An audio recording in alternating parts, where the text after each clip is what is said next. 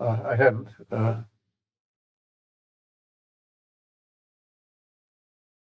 Well, yes, there certainly is, in very broad terms, um,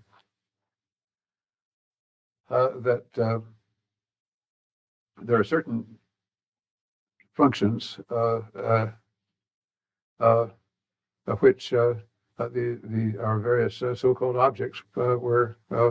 performing, but serving really, as far as the logical structure or even the empirical support and checkpoints of our theory is concerned,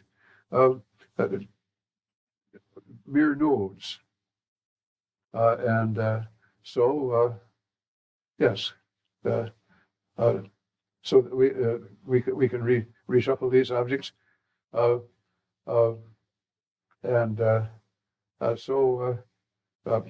naming these nodes uh, neutral names, and we talk about rabbits and this and that, uh, but in talking about rabbits, cats, etc., we might just as well be talking about cat compliments and rabbit compliments and the like.